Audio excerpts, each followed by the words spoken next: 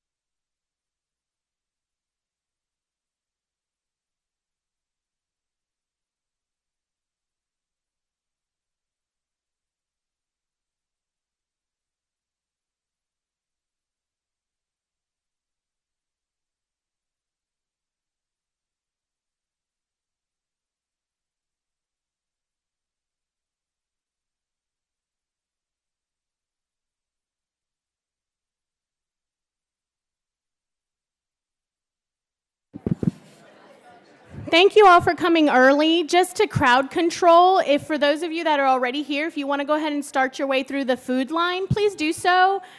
There are small and large soup bowls. They're asking that you take a soup bowl if you're going to be sitting on the exterior wall. If you're at a table, you can take a big bowl. I hope that's clear. More announcements to come.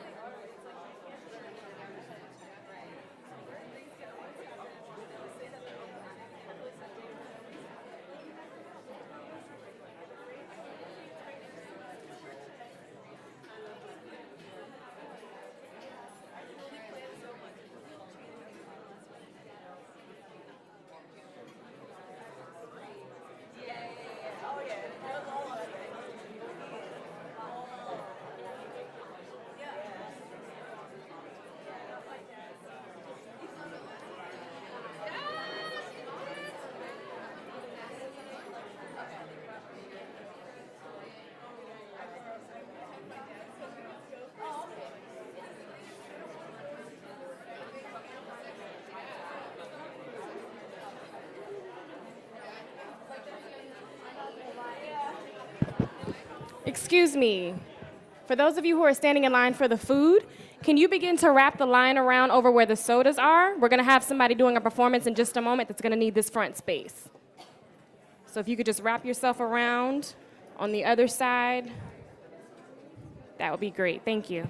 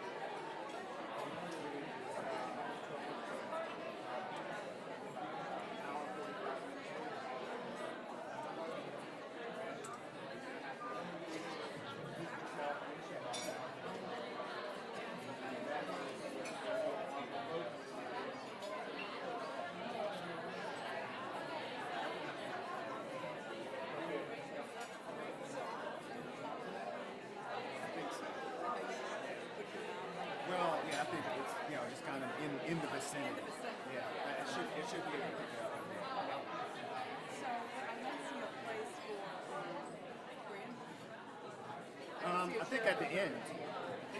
No, because we don't have enough chairs. Oh, okay. And we don't have enough. We don't have enough.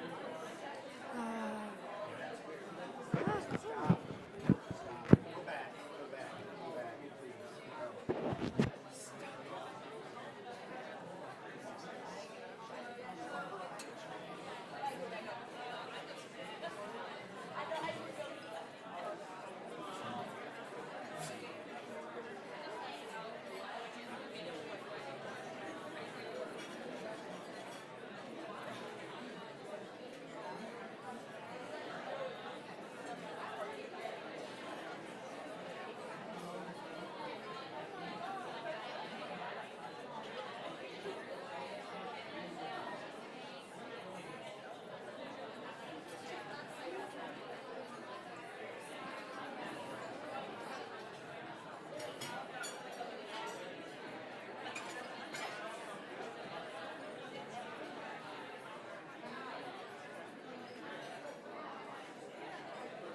So how is that going to work? Do you think? Can we get another chair up here, maybe, and then share the? You go ahead. I'll see what I can do.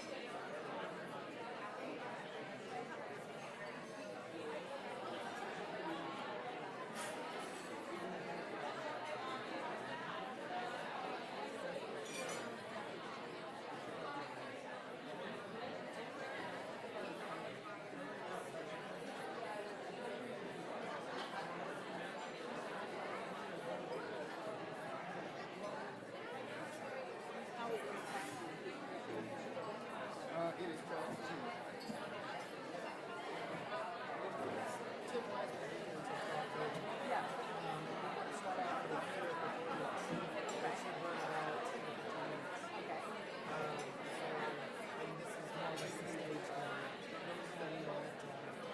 Okay, so no.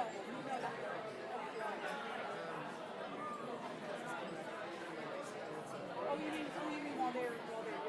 Okay, I got you. Okay, so I'm just trying to think. So Brandy's her name tag is over here. Is it better for her to be over there on the side so she's going to be up? In which case we can, move this down.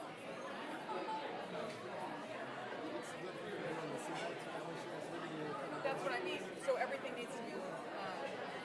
So she's going to be over here. Okay. I'm just trying to get the logistics right here. Can you just put that chair here? I'm getting rid of this chair. It's broke. Oh, you are? Yeah. Well, we still need another chair though. I know. Yeah.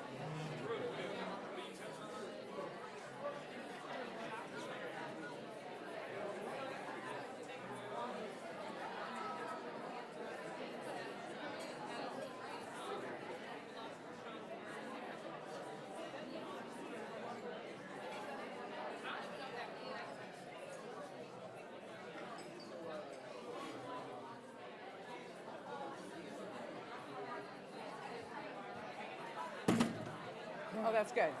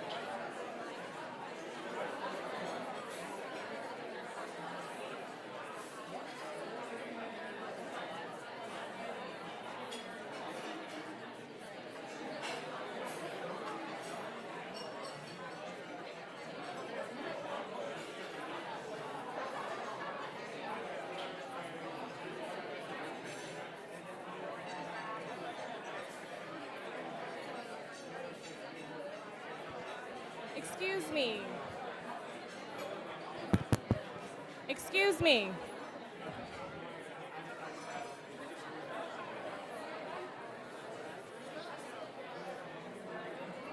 Excuse me.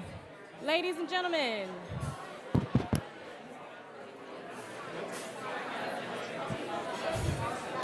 Hello, everyone. Thank you. All right. Thank you all so much for being here. It's so nice to see such a great turnout. Before we get started with the main event, we have some folks from the Building Home Project group that are going to do some scene work for us. So please welcome them to the stage. Thank you.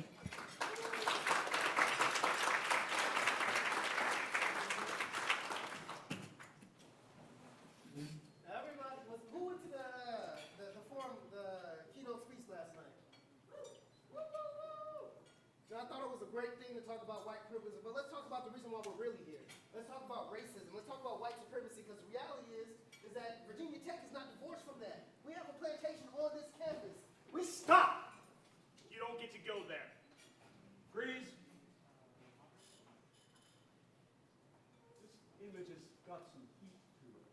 Yeah? This is an infraction going on here. This image is brought to you by people from Building Homes program with theater and cinema program, our School of Performing Arts. And we think that there is some advantage to using theater techniques to open up difficult conversations. I think we're all here to enter into a difficult conversation. Many of us were at the talk last night. It was strong. A lot of stuff there. We're hoping this afternoon to open that further, to unpack that further. So let's take a look at this image just for a second. What do you see here? What's going on right here? Put a name to it. Aggression. What else do you see going on here? Silencing. What kind of strength do you see in this angle of this body? Say again? Control. Absolutely. What do you see in this body? Right here.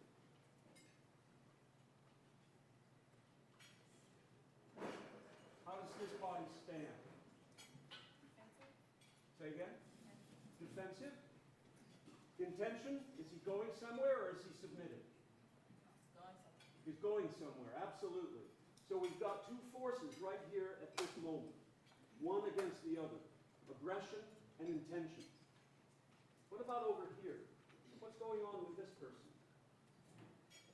Avoidance. Avoidance. What about here? Hiding, absolutely. And what about way over here? What about this person? Anxiety. Say again? Anxiety. Anxiety, absolutely. Okay, so given this setup with aggression, intention, avoidance, anxiety, over there, what was this one? Hiding. Hiding, absolutely. What might be an ideal is a big question to put in front of us.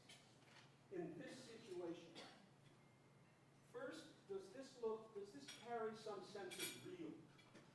Can you identify with the people in this image? What's going on? Does it feel more or less real? So if we thought about an ideal against this, what might it look like? And we're going to offer you a suggestion and then we can unpack it. So the actors are going to move from their frozen position through a process, through a journey, into an ideal picture. We want to look out for magic. Theater has magic capacity. It's part of why we like theater. But it also can be deceiving. A magic that is deceiving, covering up reality. So we want to look for magic in the sense that it's not real. It couldn't happen this way. Okay? So I'm going to clap my hands and these wonderful actors are going to suddenly come alive and go to an image that we've prepared as a possible ideal. Ready, guys? Here we go.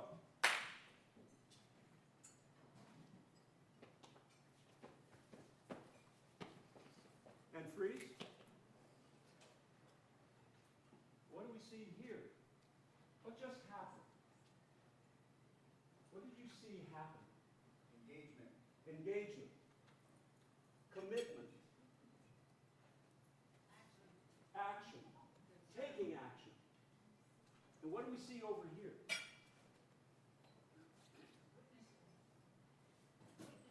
Witnessing. Excellent. And what do we see happening here? Freedom. Going from intention to freedom. And what do we see going on here? Anger? And what's underneath the anger? Entitlement and fear. Terrific observations, really accurate observations. Now let's unpack how we got here. Okay, so if you would please back up through from this ideal back to the real.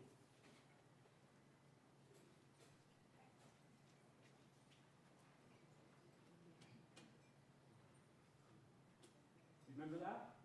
Does that look pretty much the way it should be? This is the real situation? Great. So what I'm going to do now is ask the actors to go through, let's say, 5 steps to get from this real to this ideal. I'll give them 5 claps. You guys ready? 1. What just happened? What do you see? Awareness. What do you see going on between these two? Connection? And what about right here? What's going on with this person with regard to these two and this? Say again? Acknowledgement. Acknowledgement. Would you go back to 0? Now go to 1. How did that happen? What does she need to get there? Go back to 0? Go to 1. What does she need to get from 0 to 1 in this journey?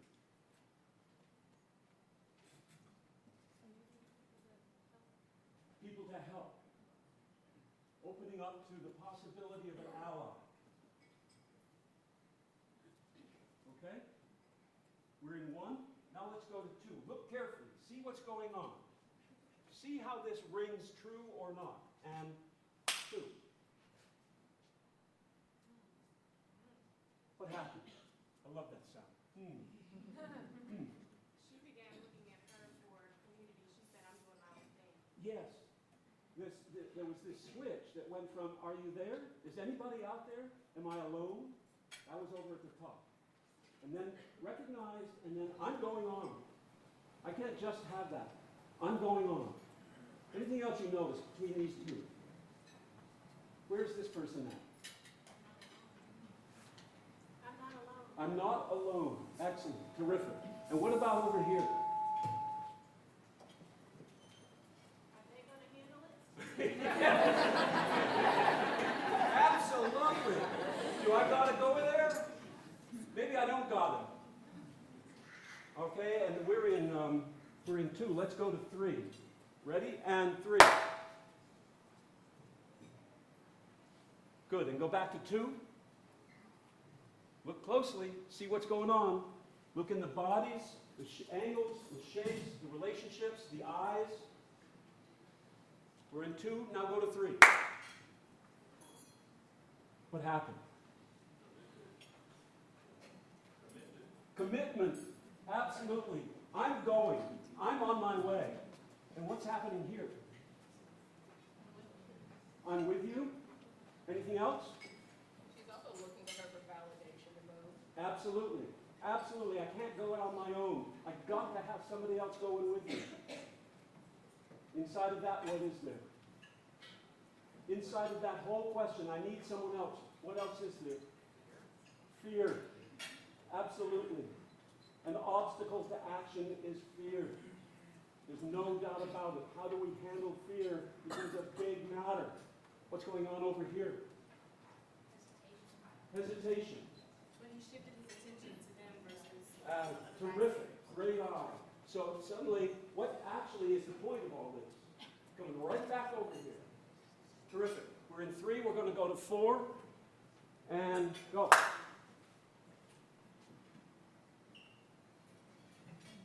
What's happening? What'd you notice? I heard a movement.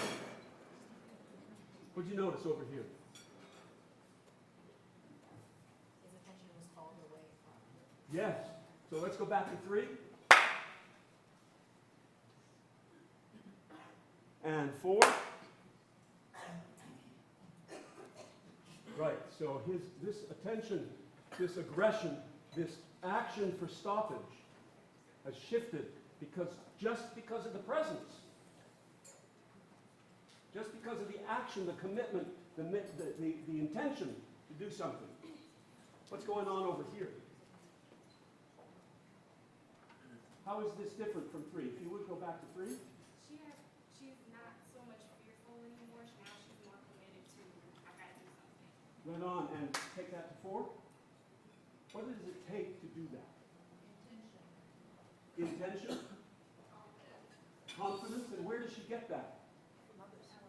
From the ally. Terrific. And what's happening here? Concern. And what about that do I got a place? Not getting him to do it because his body is shifting now that way. Yes. Yes, so they got it under control. I'll stick over here.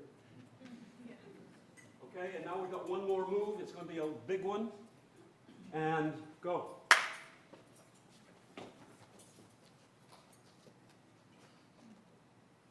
Great. So what did you see happen? He took a step back. Say again? He took a step back. He did take a step back. Why do you think he took that step back? What's in his mind over here?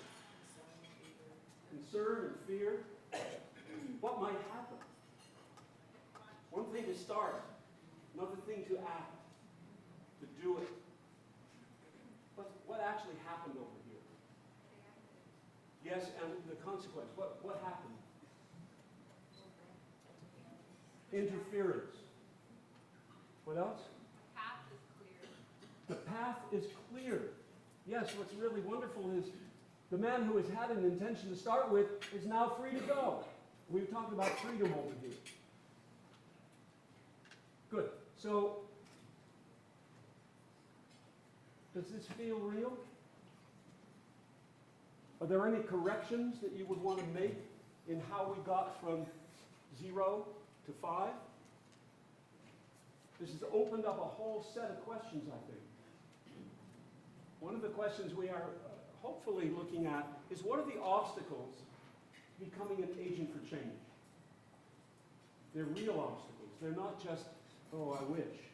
They're things we have to confront and work with and find solutions for. We're hoping that's going to be the gist of the conversation as we move forward. We're going to have a panel discussion. It's going to be open conversation. Hopefully, this sequence has begun the conversation. Thank you so very much.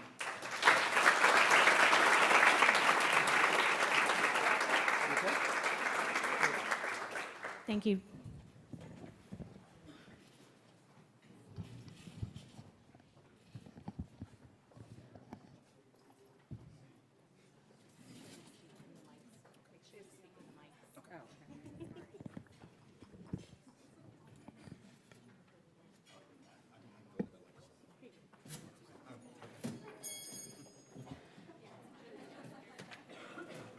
She's gonna get me a podium and then we'll be ready. Welcome.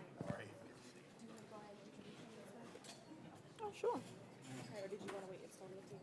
Well, I guess you can wait till she brings the podium. It'll be fine with me. Have you been pretty busy this morning? What's that? Have you been pretty busy? Oh, Yeah, they've kept she me cleared very a space at the You know where there's table. water? That looks really like a good idea. I think I'll stand on No, it. no, Will I'll you? grab one. I just wanted to. Is it Or should I? Should I sit there? Okay. This should be fun. Okay.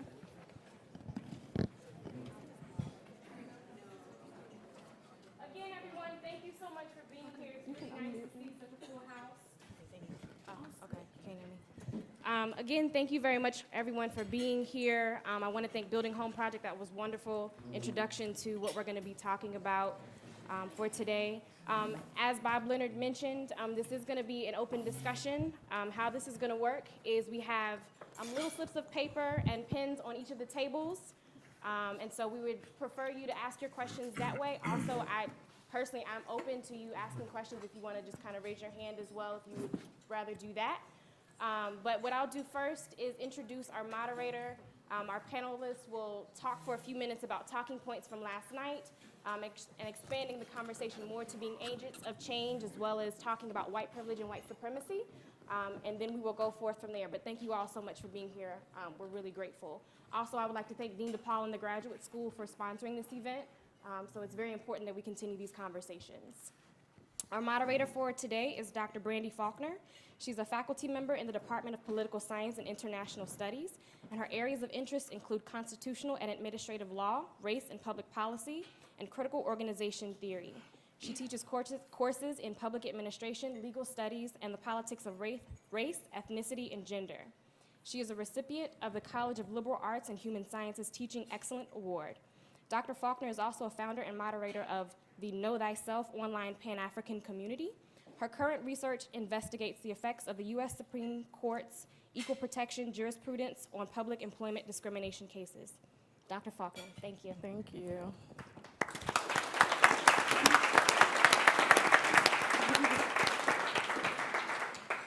Thank you so much to Stephanie and to Davon and to Danette, where did you go? And to Dean DePaul for organizing this wonderful opportunity for us to engage our own faculty and our staff and our students in this discussion with Mr. Wise. I am honored to have Dr. Laura Gilman, Dr. Ellington Graves, and Mr. Wise to join us this afternoon for what I am sure will be a challenging discussion of race and constructions of whiteness. I'd first like to introduce Dr. Gilman. She is a professor of women's and gender studies at Virginia Tech. Her numerous articles on feminist theories, transnational feminism within Africana and Latina diasporic contexts, coloniality of power, philosophy of race, women of color philosophy, and anti-racist feminist education and pedagogy within the U.S. Academy have appeared in such journals as Feminist Formations, Hypatia, the Journal of Black Studies, Journal of International Women's Studies, Meridians, and Signs. She is the author of Unassimilable Feminisms, Reappraising Feminist, Womanist, and Mestiza Identity Politics. Please give a round of applause to Dr. Gilman.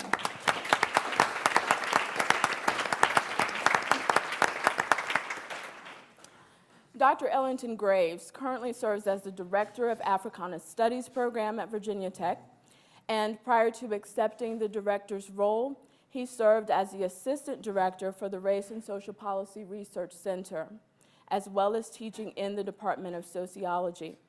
He has been teaching here since 2000, and he received his PhD from the University of North Carolina at Chapel Hill, and holds an MS in Sociology from Virginia Tech and a BA in Sociology from the Johns Hopkins University. He teaches courses on African American leadership, social inequality, and social theory.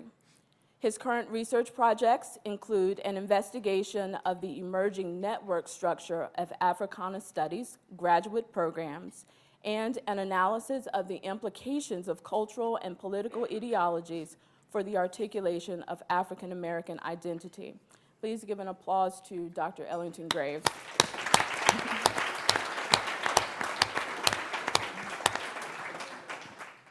And Mr. Tim Wise is among the nation's most prominent anti-racist essayists and educators.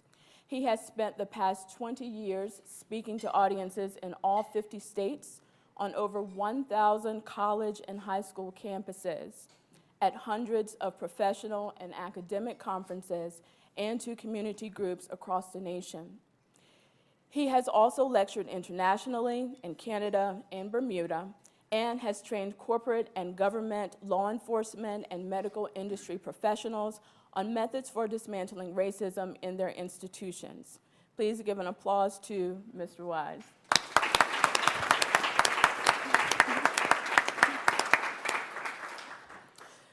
So Dr. Gilman, Dr. Graves, and myself will begin by offering a brief commentary on multiple aspects of the machinery of whiteness, to use Steve Martineau's term. And then Mr. Wise, too, will offer his commentary as he responds to some of the points that Drs. Gilman, Graves, and myself, and hopefully all of you, will raise in the forum today. So before I turn it over to Dr. Gilman for her piece, I want to provide just a little bit of context by summarizing the main points from Mr. Wise's keynote last evening. For those who were fortunate enough to join us, we heard quite a few thought-provoking ideas, and I think they can be summarized around 3 themes. First is perception. Despite all of the talk about progress and change, Mr. Wise told us that white America is still very much unwilling to acknowledge the experiences of people of color. And these experiences become especially easy to ignore when we can point to a few non-white individuals who appear to be making it or doing well, despite the masses who are suffering under this system. And he also told us that even when data are presented, and we're a university, we love data, right? Even when the data are presented to show that the structural inequalities have not disappeared, and in fact, in many policy areas have gotten worse, they can be explained away, right, through the dominant narratives on merit and worth and qualification and hard work. Which brings us to the second theme of his lecture, and that was mythology. Okay. These dominant white perceptions are deeply rooted in mythologies about who and what white people are, and who and what the others are. And it's a mythology of heroes and villains, and those who are deserving, and those who are undeserving, and those who are superior, and those who are inferior. And then third, he talked about white denial. White denial may be seen as the sum total of white perceptions backed by white mythologies. Okay? And it is this denial that is steeped in white privilege. Mr. Wise noted that in his analysis, it's not about white people who are generally uncaring or generally unfeeling. They simply don't know any better, in his words, okay, because they've never had to know any better. In other words, there are no real consequences in terms of opportunity or life chances or loss of power for not knowing any better when you are the group who controls the system. So with that summary, Dr. Gilman, can you talk to us about whiteness as ignorance? Okay. First, I want to say that I hope that you enjoyed the keynote last night. Can you hear me? It was really a lively lecture that Tim gave. I wonder what vitamins he's taking, because I think I need them at this point in the semester, so I'll talk to him about that afterwards. But I worry about the blatant acts of racism that are being committed in schools and on college campuses in an ongoing way, but I can give you examples, significant examples just from the last year. In February 16th, 2014, students hung a noose on a statue of a civil rights leader, James Meredith, at the University of Mississippi, along with the state flag, which contains within it the Confederate battle flag. Though the Student Council voted to have it removed last month, and it was removed just this past week, the vote was far from unanimous. I think it was 33 to 15. Indeed, flags are still exhibited at other college campuses. For example, at the University of South Carolina, a Confederate flag hangs in its chapel. We also have other types of statues on college campuses, those that mythologize white Americans of the Confederacy. At UT Austin, for example, there is a statue of Jefferson Davis, president of the Confederacy during the Civil War. Closer to home, Christiansburg High School. October 19th, 17 students were suspended after violating a new policy which prohibited exhibiting Confederate symbols on cars or on personal attire. October 20th, Montgomery County School Board met to draft policy to enforce the ban on any display of such symbols. This is our community, right? How aware are we here at Virginia Tech that these things are going on? What kind of collective response have we had? I think it's a question worth asking. Nooses also appear at other campus sites. March 2015, on the SUNY campus at Purchase, New York, swastikas and nooses were found painted on walls of dormitories. May 1st, 2015, Longwood University, a noose was hanging on a door at Langford Student Union. April 2015, a noose was found hanging at UConn Health Center, construction site. December 2014, noose effigies hung in front of the Black Student Union at Berkeley. Besides nooses and flags, we find the performance of rituals such as chants and songs that revere whiteness. March 17th, 2015, members of the fraternity of the Kappa chapter of Sigma Alpha Epsilon of the University of Oklahoma sang a racist chant on a chartered bus en route to the chapter's Founders Day event in Oklahoma City. They had learned the chant on a leadership cruise 4 years earlier, sponsored by the national organization. The members that attended brought it back to their chapter to teach it to their brothers. So, what are the racial meanings of these acts? I suggest that they can be understood as having a particular purpose. The reassertion of a type of knowledge, practice, and knowledge justification process, or what we call epistemology, that is intended to destabilize processes leading to institutional change. The acts are consonant with and founded on an inverted epistemology practiced by whites, or what philosopher of race Charles Mills calls epistemologies of ignorance. What I want to do now is define epistemology of ignorance, use it as a framework to explain the aforementioned displays and rituals, and then suggest the ways in which Tim Wise's work can be understood as an exemplar of an approach that disrupts white ignorance.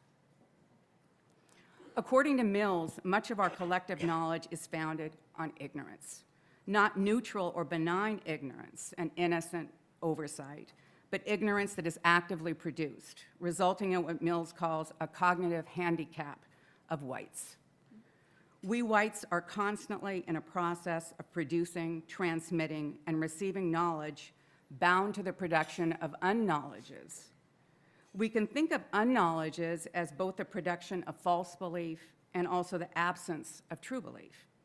Mills highlights 5 mechanisms of cognition that sustain ignorance: perception, conception, and that would include our cognitive paradigms, the ones that we use in the university, and the worldview from which they're derived; testimonies, and these can include history, stories, inherited cultural rituals and songs; memory, and also motivational interests.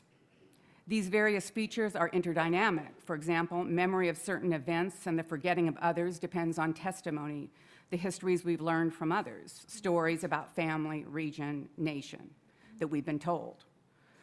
And the perception of others. What do others think is worthy of remembering or forgetting? Perception is in part conception. The idea here is that we view what we view through a pre-existing conceptual grid. Taken together, these interlinked cognitive mechanisms serve as editors of our master narratives, promoting white interests and insulating us whites against refutation of white superiority. Let's consider the example of the nooses on the statue of the civil rights hero at the University of Mississippi. The statue was designed to memorialize a forgotten hero and his legacy, James Meredith, and his 220-mile march against fear, when civil rights activists marched from Memphis to Jackson in 1966, a march that Meredith organized to put in the spotlight the ongoing racism in the South after the passage of the Voting Rights Act. He was shot 2 days later, after the march began, and had multiple bullet wounds, but he recovered and joined the march, and so did a lot of others after learning what happened, about 15,000 others, which was the largest march ever in the state of Mississippi. The problem with the statue, in terms of whiteness, is that it brings into memory and perception that which had been choked out of consciousness, histories of racial hegemony and white-on-black violence that taint the knowledge contained in our testimonial repository. are stories of how whites are morally superior and deserving. The noose and the flag displayed on the statue function to perpetuate the absence of true belief from collective memory. True belief being the heroism of a black civil rights activist and his place of belonging in the nation. Now, while most of us may not display flags or nooses, it is worth noting that as whites, we are still recipients and beneficiaries of an epistemological legacy and logic that informs and drives such acts. We can do the same type of analyses of cognition with regards to other incidents, taking into account the specificities of time and place. Let's take the case of Virginia Tech, closer to home.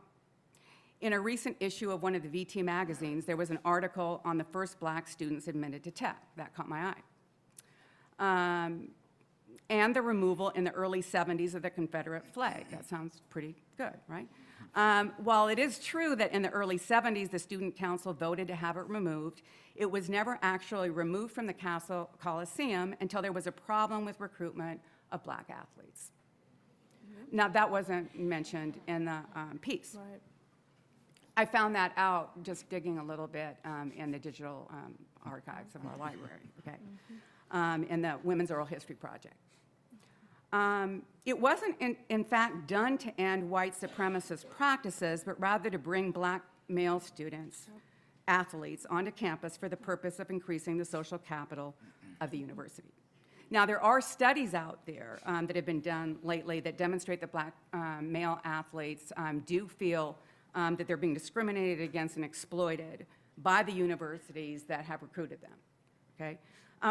It really begs the question of, you know, what are we doing with our practice today in terms of recruitment, and also are those same students graduating, right? Are there policies that are enforcing, right, certain habits and practices so that they will be able to graduate? Just from my own experiences having students that are black athletes in my class, I would have to interrogate that.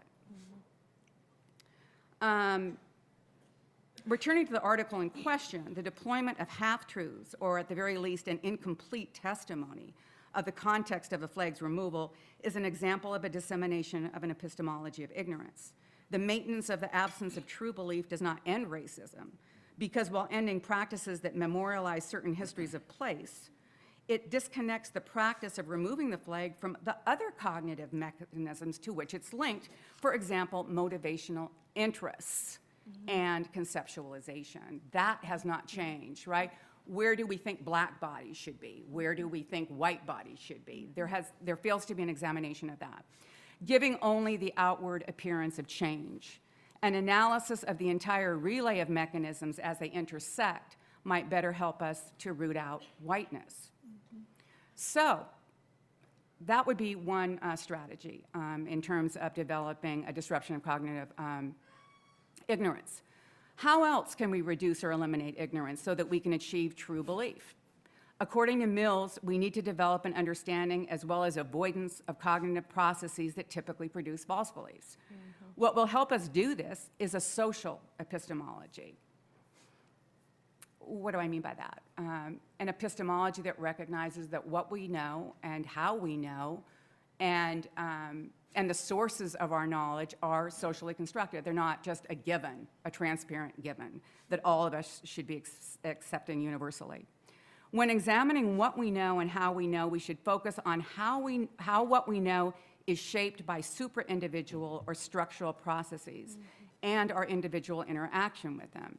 To put it differently, rather than taking as universal truths our perceptions, our memories, our conceptualizations, our testimonies, we should examine these features as social, pre-existing our particular individual interaction with them, to determine how they function to produce false belief or the absence of true belief. I want to posit here that the work of Tim Wise is an exemplar of a social epistemology. His book, and I have Dear White America, and also White Like Me, focus on the supra-individual processes that facilitated white ignorance. For example, government laws and policies that protected whites, as well as other institutional processes that make us unaware, unknowledgeable, right, of the forces of these policies in ours and in the lives of others. He wants to know how it is possible that we don't know about and memorialize the cadre of white anti-racist heroes in the way that some memorialize the Confederate heroes. His widely disseminated book, White Like Me, is a racial autobiography, but he chose to call it memoir. This is an interesting fact to me, because when I think of autobiographies or memoirs, I think of these highlights in a person's life that make them the hero, right, that they've culminated in across the course of their lives, right? This is really something very different because it's not what he remembers, but rather what he has forgotten, right? So instead of focusing on the dots, right, that he's connecting, he actually focuses on the spaces between the dots. It's an invocation of memories linked to perceptions that he never remembered and never knew, as well as an interrogation of how he participated in his own unknowledge. And so I think that we can talk about those types of strategies in our conversation. So I'm going to stop here. Thank you.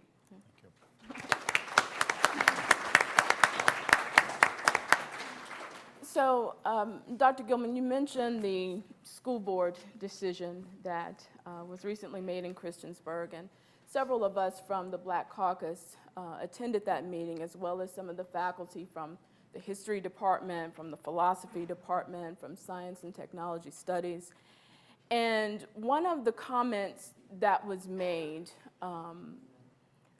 over the course of the night, there was a student who went to the mic and just could not seem to understand how those of us who had spoken before him about this link between the Confederate flag and hatred and racism, he just couldn't understand how we could draw that conclusion. Right? And he went on to explain that even in as much as this flag could be associated with the Civil War, it was only about this much. Okay? So just a small aspect of it. And went on to tell us that if we didn't believe him, he had a Black family member who would be glad to let us know that it really wasn't about race and it wasn't about slavery. Okay. What kinds of institutions have to be in place for someone to be able to function at that level of cognitive dissonance in this country? How do we get, you talked about this epistemology of ignorance. How is that disseminated in a culture? How does that happen? Well, I hope that's a rhetorical question. It is. Absolutely. But no, I mean, I just, an email came across my listserv about a conference that's coming up in Britain called something like, you know, what's a white curriculum or something like that. I don't know if anybody else has seen it, but it's, and somebody else mentioned to me, a student on an exam, that that there's something, that there's a blinding light of whiteness. And I really liked that idea, the ubiquitousness of the paradigms, this conceptual grid is so blinding that we can't see it. And also, but I also want to add that I think a big part of the concept of the epistemology of ignorance is the active production of that blindness. Yes. So that's why I think that, you know, the racial memoir is so interesting. And I know in my own classes, I do something similar to this with my students, a racial identity development inventory, in which we can see how do we actively produce and co-participate in paradigms of ignorance. Yeah. But it's an ignorance bound to what we call knowledge. Yes. So yes. I think we're heavily invested in the academy. I really want to, you know, kind of have this be a self-reflective moment, not just about our own individual practices, but really about our knowledge practices in our disciplines. What are the paradigms that matter, and how are they complicit with colonialism, neo-imperialism, racism, and so on, and are not supra-individual, right, or social, but rather individual. And until we can change those paradigms, I don't think in the academy we're going to be able to produce alternative oppositional forms of knowledge. Excellent. Thank you. Thank you. Dr. Graves, whiteness as worthiness. Okay, this is a very important piece of the white supremacy puzzle, right? Because the moment a person classifies himself or herself as white, okay, they have carved out a special place for themselves among the others. Right? So the message is, I am superior, okay? I make the rules, I set the standards because I can. Okay? And there is an intrinsic value then in that whiteness or the identification with whiteness that those who are classified non-white do not have. Talk to us about that worthiness and that value. Yeah, I think it's important, excuse me, to sort of begin to engage this question of how these epistemologies of ignorance end up creating a moral context, a framework within which we define value and attribute value to people and to experiences and to reality. It is fundamentally important to the project of the universal narrative that is critical and central in Western culture. If you go back, for example, just to John Locke, for example, the Scottish moral philosopher, who puts forward a framework talking about the nature of the social contract as embedded in the liberty of the individual, what he calls possessive individualism, that all liberty flows from the ownership of the individual, of himself. Okay? And that's not my sexist sort of flaw, that's his, that's what he said, himself. But it's also intriguing to sort of to situate that on the one hand in a project that was seen as liberatory for the common man from feudalism, okay? To take the commoner, the person of common birth, and to say that that person should enjoy freedom and agency counter to the control and domination of the feudal nobility, okay? And that, in fact, is foundational to what we call Western society, okay? It's foundational to the American project. But it is also foundational to racism and white supremacy. Okay? Why? Because what we find is this project of liberty that is contextualized in this universal narrative, that denies and attempts to negate the particularism, okay? The specificity of the power and the privilege of the nobility over and against everyone else. So what Locke then does, and what the liberal philosophers do, is to put forward a universalistic narrative to say that what the nobility are doing is robbing us of our freedom that we all must enjoy as rational, reasoning individuals who are possessed of themselves. Right. However, doing so within the context of an emerging bourgeois capitalism that depended fundamentally upon the ability to mobilize other people's labor and other people's bodies, especially, okay, in the United States, those of enslaved Africans. So how, on the one hand, do you construct a project of liberal universalism, a set of claims about the morally just character of this thing that we're going to create in the new world, that is premised upon the ownership of every man of himself, and then turn around and own someone? The only capacity that we have to reconcile those two things, on the one hand, a set of philosophical claims that undergirds the project and its moral character, and on the other hand, the fundamental economic and material interests embedded in enslavement, is to deny the humanity of the enslaved.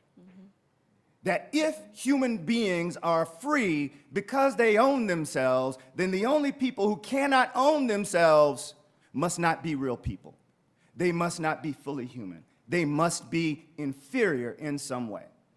So what we get there is a recognition of the extent to which the set of universal claims, the universalistic morality, upon which Western culture is built, upon which the American tradition is built, is inherently linked to the moral elevation of whiteness and the derogation of blackness and brownness, to relegate those who are not an embodiment of the ostensibly universal, but instead the particular. Okay? And so this gets us into a position where we have to recognize the idea that whiteness is a form of capital. Okay? White privilege is a manifestation of value in our society. And not, in fact, seeing it as something that is contrary to the universal, but in fact fundamentally linked to it and embedded in it. So that when people make claims like all lives matter, okay, as a contrast, as a contradiction, as an attempt to push back against particularistic claims, what they inherently do is to fall back to this position of, as something that Tim said last night, the normative character of whiteness. The extent to which everything that we take for granted, everything that we understand as real, as meaningful, as true, as worthy, is powerfully and fundamentally connected to the project of constructing whiteness as a form of capital. Okay? And so when someone comes forward and says that I don't want to participate in the universal, okay, and the pushback is, no, you must.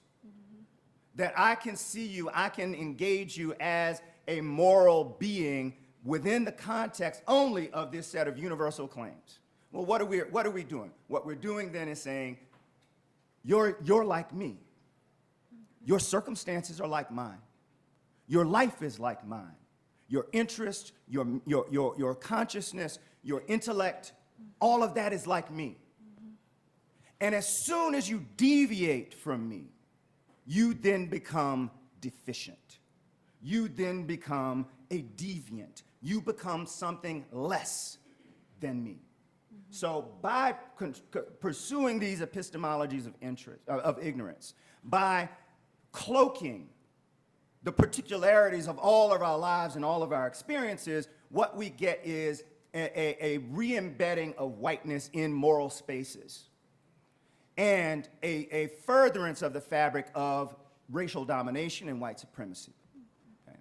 That until we can accept and embrace the claim that black lives matter, that trans lives matter, okay, that poor lives matter, and understand that as a part of the fabric of a meaningfully humanistic morality, okay, then we are ultimately reinvesting and reestablishing and re-edifying privilege. Okay? In this context, pushing back against and challenging and resisting Black Lives Matter becomes a manifest product of white supremacy. Thank you.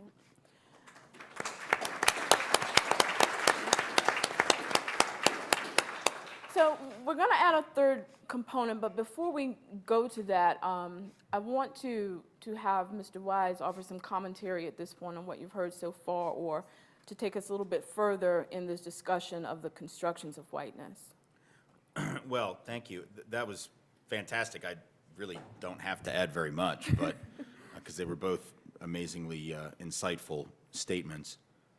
I will say this, I want to make sure we differentiate between, because for those of you who were there last night, and I think the summation of what my key points were was accurate. But I always want to make very, very clear that when we talk about ignorance, see, language is important, and the words we choose can easily be misinterpreted. And so I'm pretty confident that the folks up here and and I, when we think of whether it's epistemologies of ignorance or we just use the term ignorance, we don't mean ignorance as innocence, right? There's a real difference between ignorance as innocence and structured, calculated, developed, nurtured ignorance, right? Like, you know, sometimes we're ignorant of things just because we don't know, and then somebody tells us, and then we're like, oh, thank you, you know, like, I don't know how to do calculus, thank you for helping me. I don't know anything about physics, thank you for the insight. I, you know, don't understand how fantasy football works, thank you, whatever. But this is different, right? Because when white folks are, quote unquote, ignorant about our own location in a racialized system or the experiences of people of color, whether historically or today, some of the stuff I talked about last night, oddly, when you fill them in on the details, you know, we don't go, oh, well then, okay, thank you, right? If it were just innocence, ignorance as innocence, a mere lack of knowing, we would just, you know, oh, well, thank God I learned something today. But for the most part, that's not what happens, because this is an ignorance that is deeply cultivated. And not only is it important to recognize that, but then connecting that to the issue of worthiness. I was thinking about this as you were speaking and talking about the way in which it became necessary to divorce non-whiteness, especially blackness, from humanity and the notion of being a human being in order to allow the liberal project, and I'm using liberal now in the classical sense of that term, in order to allow the liberal humanist project to emerge. And we'll break it down outside of philosophical and academic speak, and I'll just read this to you, and then I'll tell you what it is, because I think it pretty well encapsulates the point here. I give and bequeath unto my loving wife, Elizabeth, my Negro woman named Dicey, to dispose of at her death as she may think proper, all my household and kitchen furniture, wagons, horses, cattle, hogs, sheep, and stock of every kind, except as may be necessary to defray the expense of the first item above, whose name, I beg you to recall, was Dicey. Goes on to say, I also give the use and possession of, during her natural life, my two Negroes, Jerry and Sylvie, to my daughter Sarah Amanda, her choice of horses, and 2 cows and calves, and if she marry in the lifetime of my wife, she is to enjoy and receive an equal share of the property from the tillage, rent, and use of the aforesaid 106 acres of land, and Negroes Jerry and Sylvie, that she may be the more certain of a more comfortable existence. That is from the will of my 4th great-grandfather, Samuel McLean. Now notice what he did, right? Without missing a beat, I mean, with no sense of irony or misgiving, here's this person who considers himself a free man, right? Free, white, and 21, or whatever the old phrase was, right? And in here, he's, I guess, in his probably 50s when he writes this, 60s, right? And he is taking part in this thing called America, and this thing called Western civilization, and this thing called freedom and democracy. And he's writing a will in which he says, yeah, I give my sheep and my stock and my pots and my pans and my armoire and all my shit. Oh, and Dicey and Sylvie and Jerry and Amanda and all these human beings who I've had to convince myself are not human beings, because if I actually had to think of them as such, you know, I'd have an existential crisis. So I have to separate them. That's how that young man doesn't understand why the Confederate flag is linked to racism, because his family, like mine, has been cultivating our ignorance, structuring our ignorance, begging and pleading for us to remain ignorant. So naturally, his story, he's had stories handed down too, about his great-great-grandpappy Beauregard, who fought with the whatever cavalry of the whatever the hell division of the North Virginia Army, what the hell ever. That's what he's been taught. And this is what, until somebody decides to interrupt this, because this is all, I mean, where I got this, I don't actually have the will, but I have the McLean family history. This is my mom's dad's side of the family. I have the McLean family history put together by a cousin of mine who thought nothing of this. I mean, it's just like you just make a copy of it and you put it in the, and it's just, isn't this interesting? As opposed to, isn't this evil? Isn't this a fundamental contradiction with everything? So, but to them it wasn't. And so the ignorance of that family, not innocent, but an ignorance that's been cultivated by the necessity of maintaining one's sense of superiority, or as Cheryl Harris, professor of law at UCLA, calls it, whiteness as property. As you said, it is a thing. And when you don't have anything else, that is to say, when you are struggling in white. See, think about rich white people. See, Trump has shit to fall back on. You know what I mean?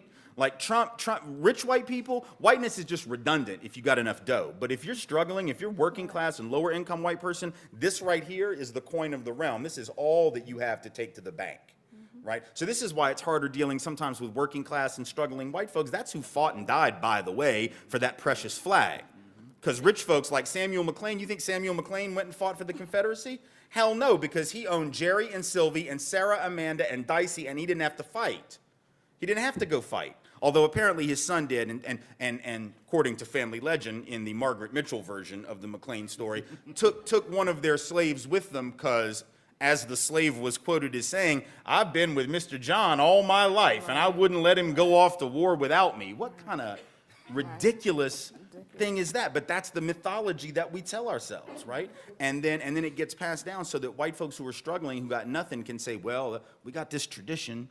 And we got, because if I don't have anything else, it's what W.E.B. Du Bois called the psychological wage of whiteness. I've got this thing. This makes me better than you. When I got nothing else, that's why it's sometimes harder to deal with that than it is to deal with folks who have a little something else going on for them, because whiteness becomes all that's left for you in a system of white supremacy. And it's been that way, going back a very long time. So I don't know what any of that had to do with anything, but I felt like saying it. So I'm done now. I'm done. We're moving on.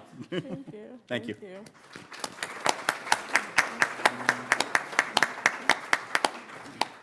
Well, the third component that I want to add, just briefly, comes from one of the stories that you told last evening about your daughters and a movie. Okay? And sorry for those who were there to hear it, but I'm going to ask you just very briefly to recap for us what that scenario was. Sure. And then we're going to talk about whiteness as a menticidal ideology. Yeah, which I really like that term, and I saw that on the program. I'm like, wow, I can't wait to hear this. So for those who weren't there last night, and even for those who were, here's a recap. I told a story about my kids when they were 7 and 5.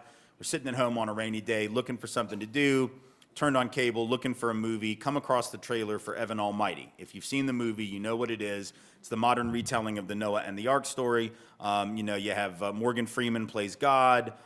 Steve Carell plays a congressman or a senator, whichever one it is, who's told by God that a flood is coming and he should build an ark. You get the story. You've heard it before. So in any event, my kids had seen the film in the theater, actually, but because so they didn't want to watch it again. Like, it wasn't that good. But because they'd seen it, they immediately recognized, the trailer and some of the dialogue, and they looked up, and the youngest daughter said, in reference to Morgan Freeman, who's in the flowing white robes in the role of God, like, is that really God? Which, was cute, but I explained to her, no, he's just an actor. And then the older daughter, who was 7 at that time roughly, said, well, that can't be God. And, I knew what was coming. When I asked her why, she said, well, because God is white, God isn't black. And, the point of me telling the story, which we then worked through that, so don't worry about that. We got that shit cleared up.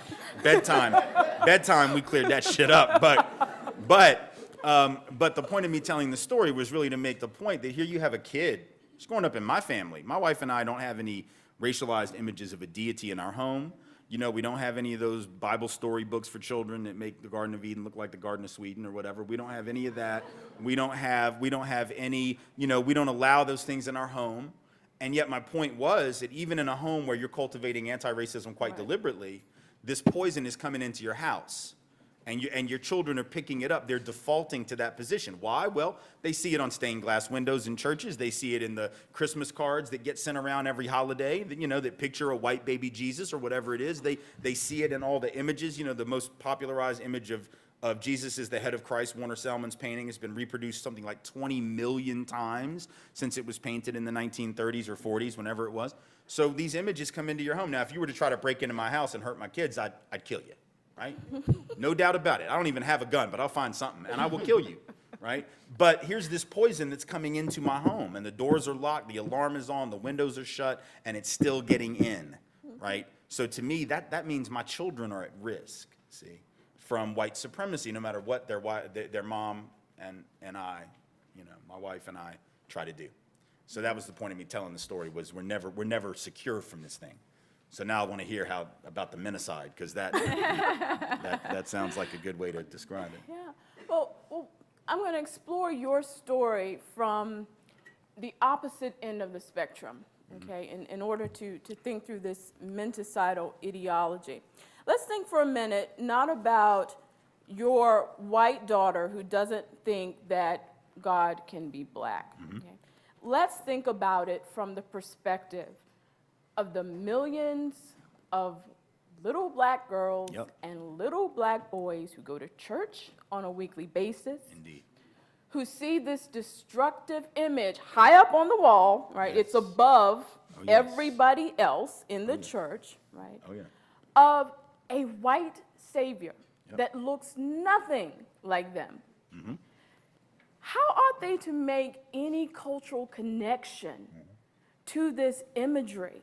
And what happens when those children, and the adults too, right, internalize this message that perhaps my very position, my lot in life, is to be subservient to a white savior who has control over every aspect of my life, who is able to dish out rewards, who is able to dish out punishments, certainly, and think about the psychological destruction that causes right, across the non-white populations. So that's what I mean by whiteness as a menticidal ideology.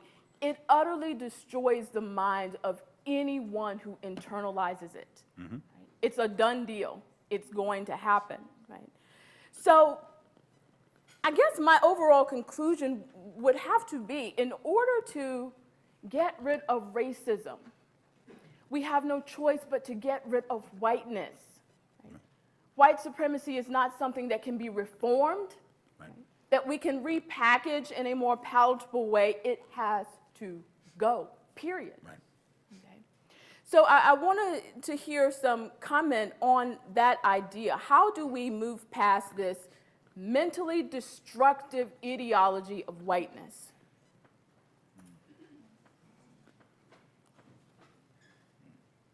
Who wants to go first?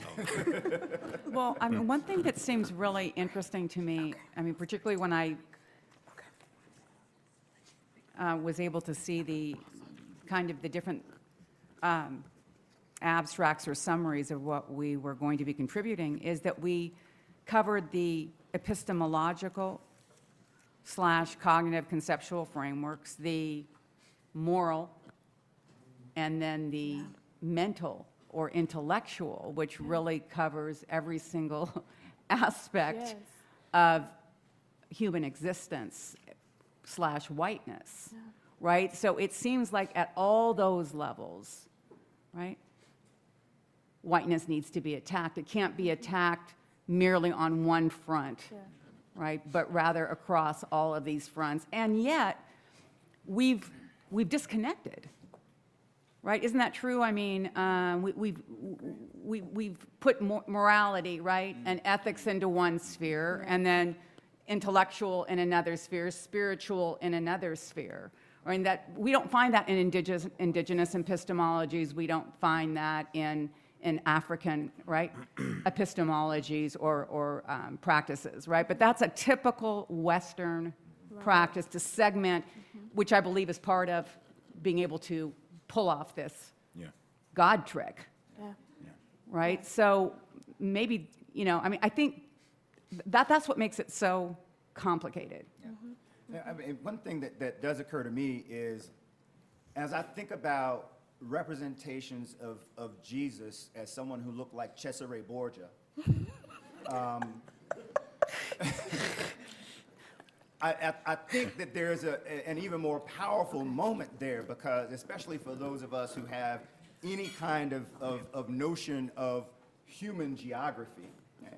That is, that when we think about someone who would have been born in Bethlehem, And not Bethlehem, Pennsylvania. No, exactly, exactly. Right. That we think of someone who would be brown. Yes. Okay? And if, in fact, Jesus looked like this, then that imbues whiteness with an Right. even greater Right. significance. Exactly. So it's not just that what, he happened to be white because that's where white people come from. I mean, if Jesus had been born in Naples, okay. Right. But the fact that Jesus was born in Bethlehem and looked that way, on some level, implicitly confers an even greater significance to his whiteness. Right. That must be fundamentally connected to his divinity. Right. And so it becomes even more damaging. But I also want to offer that we cannot fall into the trap of arguing that the solution to dealing with this problem of whiteness is to then move into a space of humanness. Right.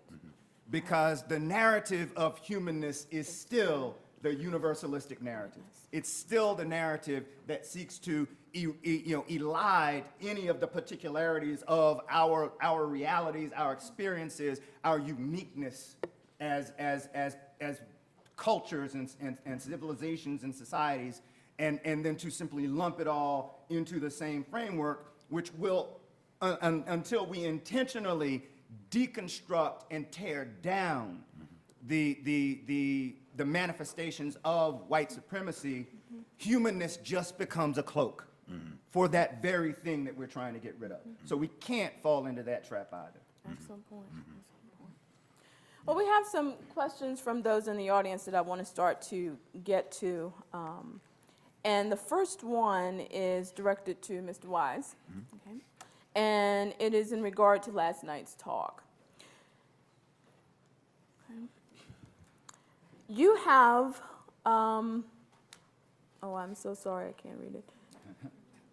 You have focused on black and white reconciliation, sometimes mentioning Latinos, any mentioning of Asian or indigenous. Why have you chosen to focus mainly on black and white? That's the gist of it. Well, I mean, I think insofar as last night was concerned, there was probably a pretty significant amount of discussion about Latino folk, particularly Chicano and Chicana folk.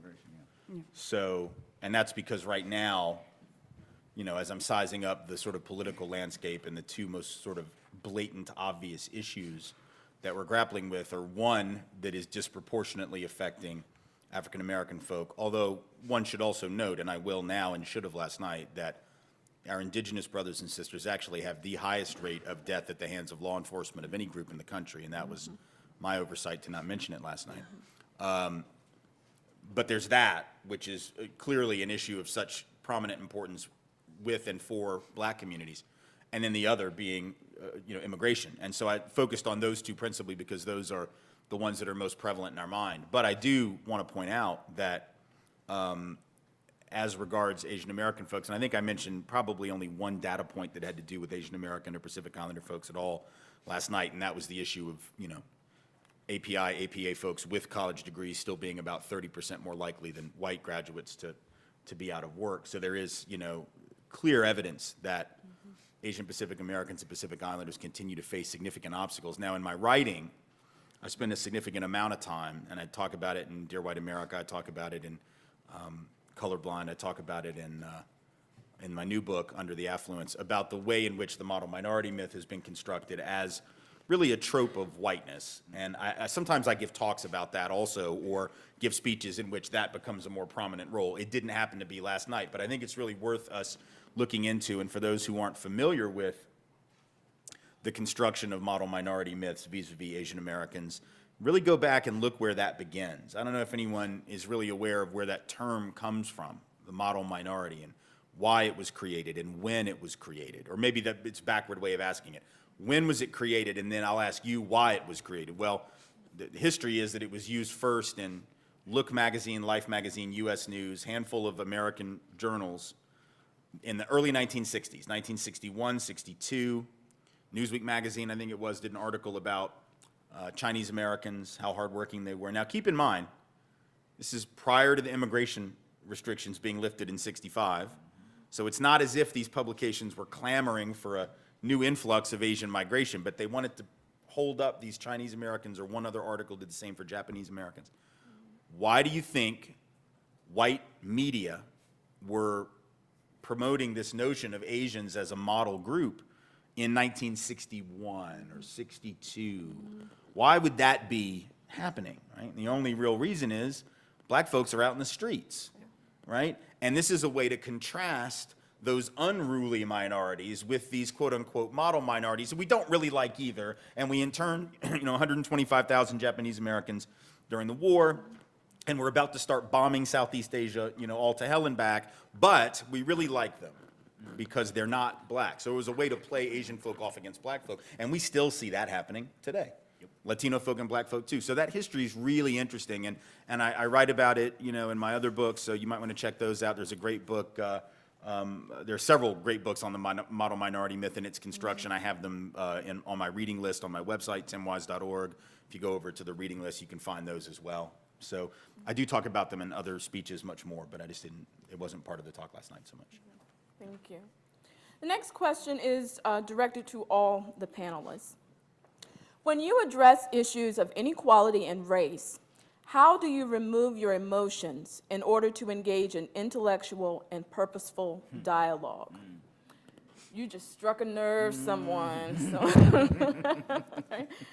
Any panelists want to respond to that? Well, I don't remove my emotions. Right. Race, class, gender, nation, these are all embodied categories, right? They're embodied identities. We bring that to our discussion, which is why online classes, for example, can be problematic, right? Because we don't have the face-to-face encounter that we need when we talk about the assumptions that we have. So I think we learn a lot from our emotional responses that we have, because we can't really control our emotional response to people. And so that really kind of triggers a self-reflection. So I think we need to have our emotions there. And it's also about this mind-body split, right, that comes in with liberalism. And so we need to reconnect, right? And I think knowledge comes from a more interconnection between mind, body, spirit, all of these different elements of our expression. So I think of mind, I think of Western rationality, right? And the whole problem of universal knowledge. So I don't even subscribe to that kind of rationality or knowledge that purely counts on this kind of armchair logic, right? That's so promoted by the university, by the academy, right? So I think we need to rethink all of that from the bottom. That's all part of the epistemology of ignorance, Part of the ideology of whiteness itself, right? Since we can directly trace this idea that we can separate our emotions, set them aside. It goes all the way back to Plato. Right. He was the one who explained this, that we can step away, see things clearly and rationally, and somehow it is more productive if we don't get the self, the personal self, involved in the discussion. Neutrality. Right, right. And reason, definitely, rather than irreason. That question, oddly enough, it actually kind of, as I was thinking through it, I made a connection actually to Terry.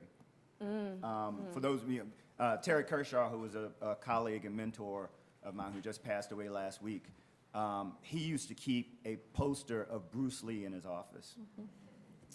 And as I was thinking about it, I was like, oh wow, martial arts. and then I was like, okay, Bruce Lee, Terry, it just, because we're thinking about him, and so it made the connection for me. But you think about, the whole idea of intellectual kung fu, of channeling your emotion, channeling your passion into the next move, into the next counter. And so emotion doesn't become something to separate. It becomes something to drive, to provide energy, okay, to your effort to, you know, to achieve the goal. Okay, so you know, don't think that you can't be passionate. Don't think that you can't be upset or even angry, but find ways to utilize that to drive through to the goal. And let me just add to that for those who are looking for a reading recommendation. And this is, it's a dense volume, and I mean that just in the sense that it's very thick and it's heavy stuff and it takes you a while to get through. But in keeping with this discussion of how really the epistemology of European cultural thought is rooted in these notions of dualisms, dichotomies, whether it's, you know, reason versus emotion, mind versus body, purity versus contamination, God versus Satan, masculine versus feminine. Only Western European cultural thought and behavior, what we now call white Western cultural thought and behavior, has done that. That was not the epistemology of Asian peoples. It was not the epistemology of African peoples. It was not, it is, and so this splitting of these, rather than seeing them as complementary, is something that Marimba Ani talks about in her book Yurugu, and so it's Y-U-R-U-G-U, it's a Kiswahili word, and the subtitle is An African-Centered Critique of European Cultural Thought and Behavior. It is 500 pages long. It is not going to be an overnight read, but she talks about where this comes from and the danger of it, I mean, and the way in which really, if you look at it, those notions of duality, of reason versus emotion, of nature versus you know, humans versus nature is at the root of the ecological crisis. It's at the root of resource exploitation. It's at the root of war. It's at the root of patriarchy. It's at the, I mean, you know, if you, I mean, patriarchy's existed since before European cultural thought, but it helps reinforce that, right? And so all of these things that we see that are about controlling and dominating. So it's reason dominating emotion. It's humans dominating nature. I mean, this is sort of at the root of everything that's wrong, which gets back to your point that whiteness has to be fundamentally eradicated for the sake of life on Earth. That's not to say people called white. It is to say whiteness as a construct of behavior and thought. Absolutely. Well, I just want to add one thing. I mean, I think that in this dichotomy of the mind and the body, it's the white male that gets to be the mind, right? Yeah. And it's the black body and the female body, Right. white or of color, that gets to be the body. And that is always what has to be eliminated Right.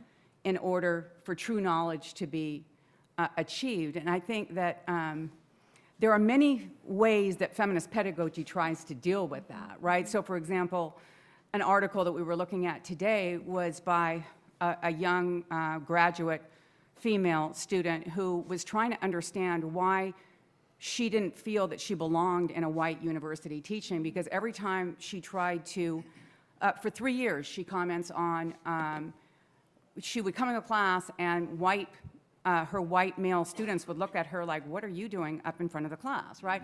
And so there's a way in which, right, that encounter, right, which was a very emotional encounter for her, one of confusion, right, one of a shame, and a whole array of other emotions, taught her about the ways in which power circulates within, right, the educational structure. So that's the way in which we learn on our bodies, maybe more powerfully than we learn, you know, through these other kind of more rational practices that tend to suppress so much. Yeah, so. That's an excellent question. The next one is directed to any of the panel members. How should we approach how universities and the academy are complacent in and perpetuate racism through material investments, such as investments in the prison and military industrial complex? Well, I mean, we've question. got examples of, for example, what happened. I remember when Tim and I were talking last night that we are, in fact, in the same, cohort. We, both born in 1968, went to college at the same time. And I got to college as an undergraduate in 1986. And it's, the first thing I saw when I walked on campus was a shantytown. Okay? Because for those who don't know the context, this was the sort of time frame within which people in the United States were demanding that American institutions divest from apartheid South Africa. And on many college campuses around the country, they began to build shanty towns and use that as a medium of protest to challenge the institutions to pull money out of apartheid and out of corporations that were doing business in and with apartheid South Africa. And so in the same sense there are examples that we can follow. The question is, do we have the will? Folks have demonstrated to us that it is possible to pressure these institutions into making changes in the name of justice. But you've got to be willing to put yourself out there. You've got to be willing, to be uncomfortable, even as you attempt to create discomfort on the part of those who are in control. But the models are out there, if we want to look for them. Next question. How do you suggest that we commit to social change beyond rhetoric? How can we get active and engage in structural change? And that's directed to any panel member.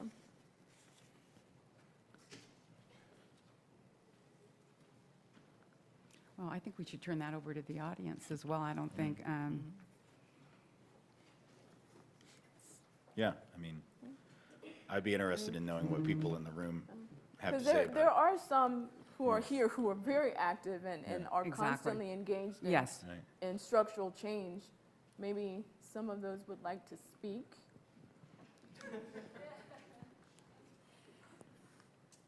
Christian?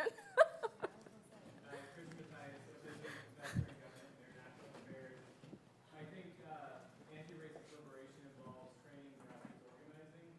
I heard Mr. Weiss speak about that bit last night, and I think other panelists suggested that. If we don't prepare ourselves with the skill set to engage one another, doing this in any sort of active and meaningful way is going to be difficult. The short version, all student walkouts, sit-ins, faculty refusal to teach, faculty teaching, or other forms of insurgent activism that are peaceful, nonviolent, and do what I think Dr. King said is create dynamic tension. Dynamic tension that brings about a legacy of change, and without which we can't see emancipation about.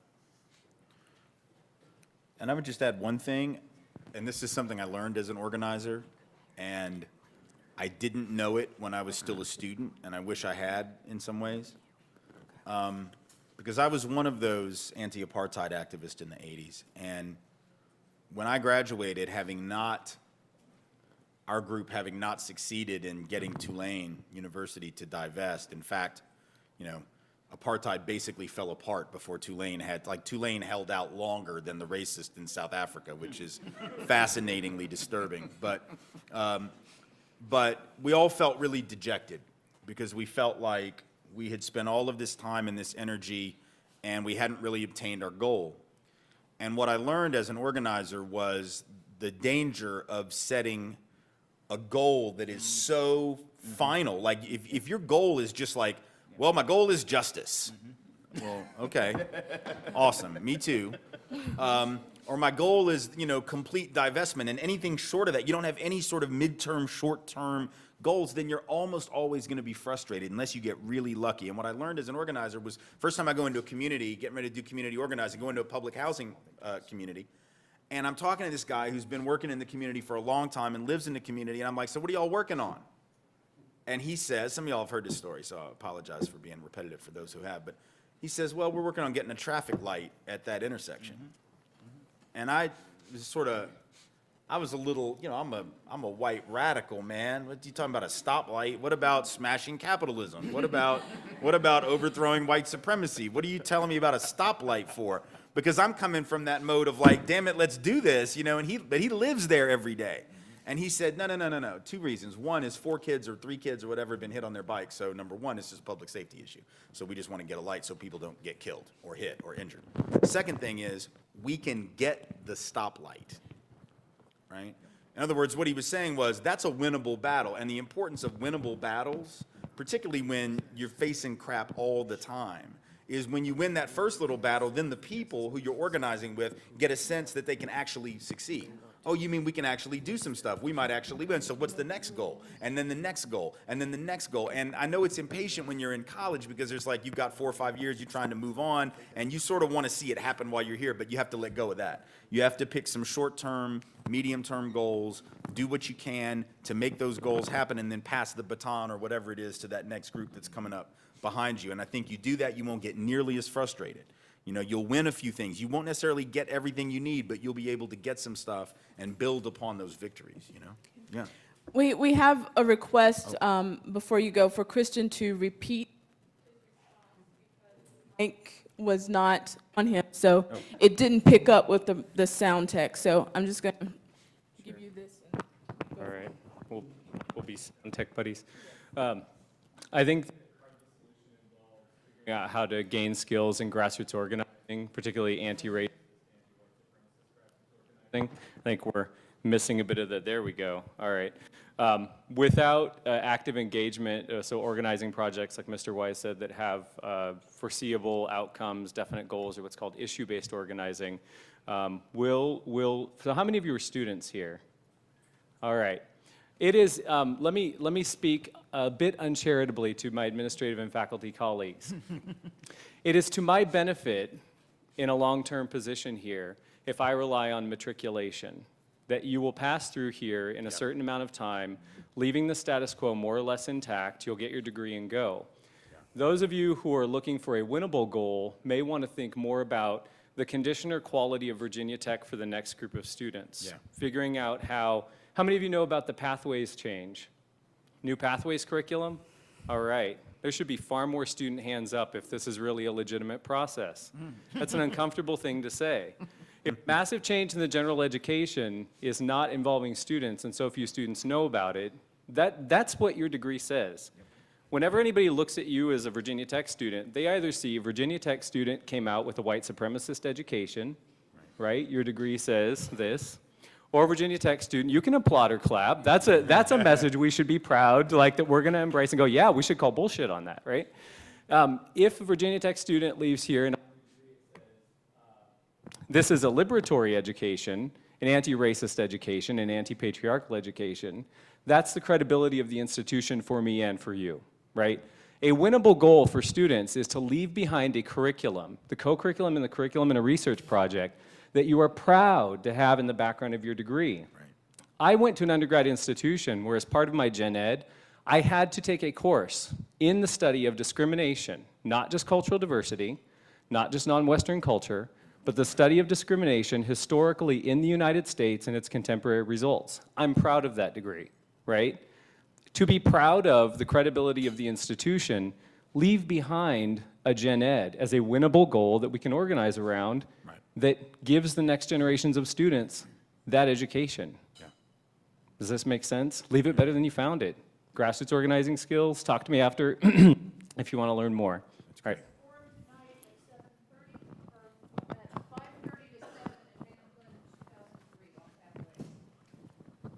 Exactly. Okay, there was 2003 Pamplin. one more person who wanted to vocalize her question. Come on over.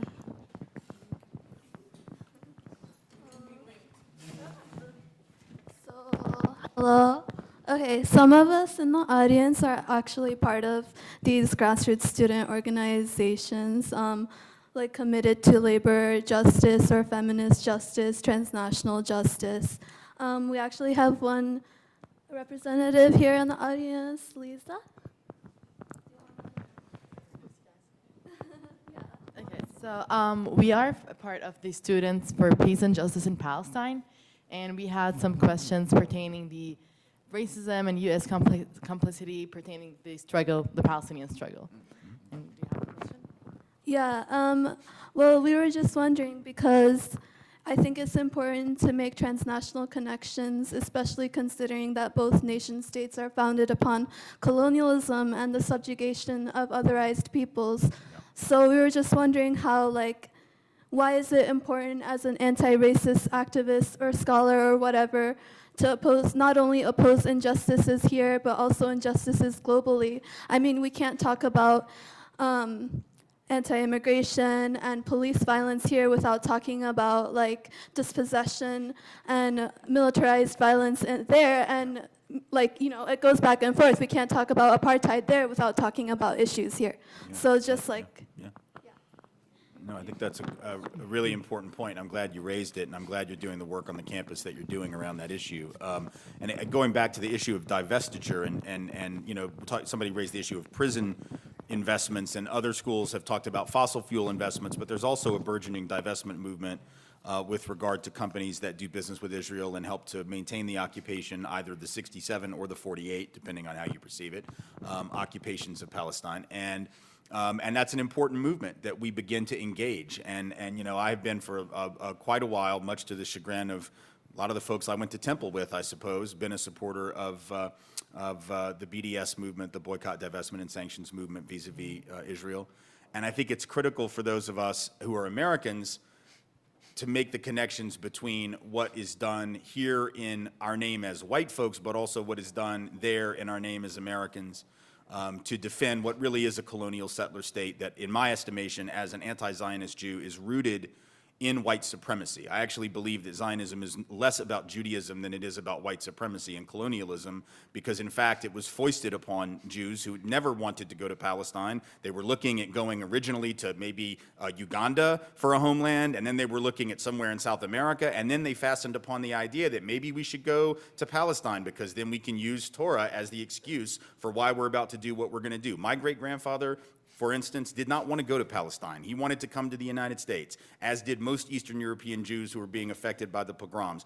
But the Tsar decided, maybe we need to, or excuse me, the Zionists who were at that time, you know, colonizing Palestine, decided we don't want them to go to the United States, we want them to come here. So you had the early Zionist movement meeting with the Tsars, collaborating with the oppression of my people, and then I'm supposed to feel some sympathy and some allegiance to a government that was established allowing my family to suffer in Russia, just so they would go and take somebody else's olive grove and take their land. And I find it horribly offensive. So as an American, I'm offended by it. As those of us who were Jews, I think we have a moral obligation to speak out against this. This is also being done in our name and supposedly with our support. And it was, when I was 9, it was being done with my tzedakah money from Hebrew school, and that pissed me off too when I found out what that wasn't planting trees unless it was in somebody else's land, you know, and that problem. I mean, so seriously, this is one of those things, and I know it's a hard thing for those of us who are Jews. We're raised to never, ever question this. This is to Judaism what white supremacy is to real cultural European identity. It's poison. It's poison to whatever liberatory aspects of your tradition exist. And I hope that those of us who are Jews will join with those who are engaged in justice, Palestinian justice work, and that those on campus will really think about how to connect the issues of prison investment and fossil fuel investment and investment in Israel and all of those things. I mean, really, if we're going to do divestment struggles, the one mistake I think that we made lots of them, but the big one in the divestment struggle before was we looked at it in a vacuum. It was, here was South Africa, and really what it should have been was a larger ethical investment movement that was about getting out of all human rights abusing companies and companies that were engaged in peddling death and destruction. And we sort of came to that, but near the very end, you know, and I think now that's what we need to re-institutionalize. I don't know if others have thoughts on that. Wow. We have time for a couple more questions. I think there's a hand over here. Where? Yeah. Okay.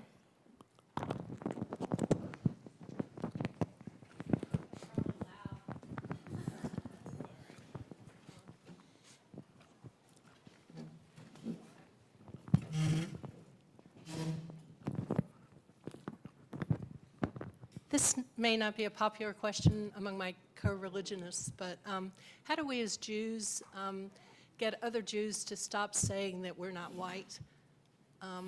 There was this interesting, that we're not privy to white privilege, because while we do face discrimination, it's obvious that somebody looks at me and doesn't. Right. Well, I think we just have to tell our stories. I mean, you know, as a Jew, I was raised in Nashville, so you know that was fun. And so there's 3 churches on every corner, you know, and I remember teachers bopping their heads in to tell me I was going to hell, just in case I'd forgotten since last week when they told me before. And so I dealt with that anti-Jewish bias. And yet, when I tell those stories, I always make sure to point out that, alongside that mistreatment, which was wrong and institutional and unacceptable, there were all of these advantages that those very same teachers, like I was going to hell, but I was still in the AP class, right? I was going to hell, but I still didn't get suspended or expelled for skipping school and getting caught and, that kind of stuff. So it's about telling our own stories, I think. And, Karen Brodkin wrote a great book about this called How the Jews Became White Folks. And there are actually 3 great books. I would recommend all 3 of them. There's Noah Nadiev's book, How the Irish Became White. There's Karen Brodkin's book, How the Jews Became White Folks. And there's a collected, edited volume called Are Italians White? And all of them engage this issue about how so-called European ethnics matriculated into and graduated from their identity into something else. Really fascinating stuff, and I would recommend that we encourage people who are struggling with that, because you'll hear the same thing from Italian folks. Well, I'm not white, or Irish folks, I'm not, you don't hear it from Irish folks as much, but you did at one point, and certainly from Jewish folk. And so we can both honor the truth of the mistreatment that folks have experienced. I mean, Italian Americans are still stereotyped as mobsters, as whatever, right? So they still face invective and antilocution and negative thoughts and comment, and I want to honor that. I don't ever want to say to Jews or Italians or Irish or any white person that, oh, you've got it easy, because that's not what privilege is about. Exactly. It's about saying that in spite of all that shit you deal with, there's this thing. And all that stuff you deal with is real, and it's stuff everybody else deals with, only they got to deal with this other thing called racism. And so I want us to honor it. And I think if we make space for us to acknowledge the pain that certain Jews experience, certain Italian folk, and certainly all working class and poor white folks experience on the basis of class, and that white women experience on the basis of patriarchy, and you know what I mean, then we can still have a conversation with them about how, in spite of that, there is still advantage in this other category. So I think it's about telling our own stories around that. Hi. You've said a few things to make me think that perhaps you grew up during a time where you listened to hip-hop music. And I just want to know, I've noticed that you have some hip-hop sensibilities. And since we're talking about grassroots organizing, right. I'm a hip-hop pedagogue, and there are several of us who use hip-hop as a vehicle to develop social justice capacities, to do youth violence prevention. So I want to try to get some of your backstory and see if hip-hop or rap music or any of that played any role in your racial consciousness. And if so, can you speak to that? And then maybe offer some insight on how we can use the pedagogies of hip-hop in these very indigenous ways to began to do a lot more anti-racist work. Thank you. Absolutely. Well, I'll deal with the last part first before the personal piece. I think there's some amazing work going on right now around the country in K-12 institutions in particular, around also higher ed, but K-12 in particular, around using hip-hop as an instrument to talk about every possible subject in the curriculum, and really as a curricular pedagogical approach, and it's doing amazing things. It's being used in a lot of ways. It's being used within some incredibly historically white spaces within academia, like it's being used within competitive debate. It's being used within theater departments. It's being used in spaces that have sort of for many years been cordoned off. I mean, I was a competitive debater, and when I was a competitive debater, it was just a very white, very male, very upper middle class kind of thing. And now what we've seen in the last several years at the college level, 3 of the last 6 national championships in one of the 2 major divisions of competitive debate were won by all black teams that used hip hop in debate rounds that would actually, they would actually rhyme over beats in debate rounds while having argument with white students that were like, I don't know what to do with this argument, and they were using it. It's not just that they were rhyming over beats, but they were also using black epistemologies and modalities of knowledge. I mean, really heavy stuff that came from an appreciation for hip hop as a pedagogical tool. The folks in Baltimore right now at Leaders for a Beautiful Struggle, lbsbaltimore.org, do some amazing work around that within the schools there. So definitely people should check that out, because it is a tool that works. Just like we've seen La Raza Studies in Tucson work until it got banned, was working very well for Chicano and Chicana students, connecting them to the history of their struggle, and then of course the state moved in and tried to stamp it down. My own background with regard to music, it's very interesting. Like, I was born in '68, which means, as you were, so we come up at a time, and I was in Nashville, so we're a little slow to get around to stuff. Now we're like the hip place to be, but in like 1980, I guess, when hip hop really sort of emerges as a national phenomenon. Obviously, if you were on the coast, it was already such and had been since the early '70s, but we didn't. we didn't really know that. So, you know, for us, as you can imagine, like, you know, it was like, you know, it was damn rapper's delight and, you know, shit like that. So, right, whatever, yeah, okay. So, I mean, you know, it has its pedigree. I'm not saying it doesn't. I'm just saying, like, it was also, they stole some beats and, you know, there was some foulness in the business end of that for the guys that were rapping on that track. But I was the first white kid to memorize the 14-minute version, though, just so you know. And I will not spit it for you now. I will not, even though I remember every word of it, all 14 minutes. But we would do rap battles. We would actually do this in school. And my friends and I would do this. And it wasn't like freestyles because this was Nashville, after all. And so we were just rapping on whatever had just come out. So we're talking early stuff, you know, and the teachers, it was really interesting. It wasn't just that that's what I listened to, which is true. That's what I listened to. But it was also that my teachers had a very visceral reaction to my affinity for hip hop and my connection to black friends of mine. Like, you know, it was one thing for them to listen to that music and for them to do rap battles and for them to engage in that. But when these white teachers who had been in the system since before real integration saw this little white boy doing it, like, you know, they sort of, like, we know what it is to be a white person, by God, and what it is not beatboxing, right? And so it was like there was a lot of pushback on me, and the hostility of whiteness. I had these teachers, as Tandeka, the theologian, talks about white folks being pushed back into whiteness. These teachers were trying to push me back into whiteness by controlling the boundaries of what music I could listen to. And here's what's deep, though, and this is important for a lot of white folks who came up on hip hop. It doesn't necessarily, and even today, does not necessarily imbue you with a sensibility of how your whiteness operates in a larger context. Sometimes, if you're not careful, with white folks who love hip hop, it can actually reinforce that colorblind racism, right? That idea that, like, well, I listen to that music, you listen to that, I got the same stuff on my iPod that you do. We're cool, we hang out, we listen to the same stuff, we go to the same club, we go to the same show, and I'm afraid that that can be really dangerous. Luckily for me, I was coming up at a time, in some ways, when a lot of that early hip hop was not overtly politically based. It was party music, it was, you know, it had a social message, but, you know, it was also something that you bonded around before the politics, and then the politics emerged concurrent with that for me. And then I was able to make the connection, because then hip hop became far more politicized throughout the 80s and early 90s. And so for me, I think it was instrumental, but I don't want to I don't want to act like, oh, I know what I know because of that, because the truth is I know an awful lot of white folks who love hip hop and they're not doing this work. You know, in fact, sometimes I think they rest on that. And so I think we want to embrace, but it's also about embracing and not stealing. And it's about appreciating without appropriating. And it's about figuring out your role in it and your place in it. I think white folks have a place in hip hop, but I think we have to be very careful.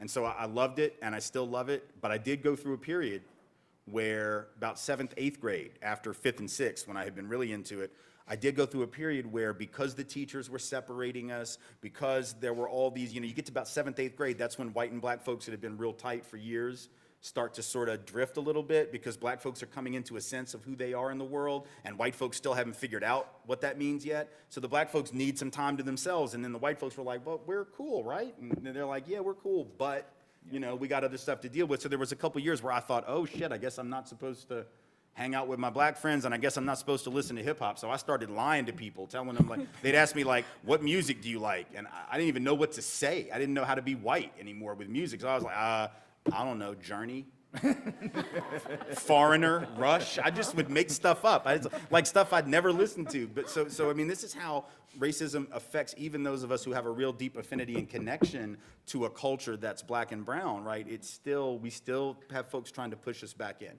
And so we always have to be careful. But it was important and still is important, and I think can be a very effective tool for teaching anti-racism both to white folks but also for empowering black and brown folks, for sure. Well, we are coming up on the 2 o'clock time frame for our discussion. We have, it seems, about 10 to 15 more questions, and what I would ask from each of the panelists is a commitment. If we are able to post these questions on a web page, would you be willing to go there and respond? Sure. So that we That'd can be make great. sure that everybody who attended today is able to have their questions addressed. Definitely. Okay. Yeah. Thank you. That'd be great. Certainly thank you to Mr. Wise, Dr. Gilman, Dr. Graves.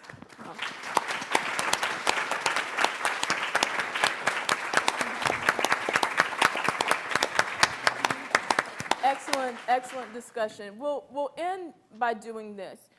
If we could have each panel member just give us one takeaway from this discussion today, what is one thing that we can leave with that will help us to continue this conversation in days, weeks, months, and hopefully years to come?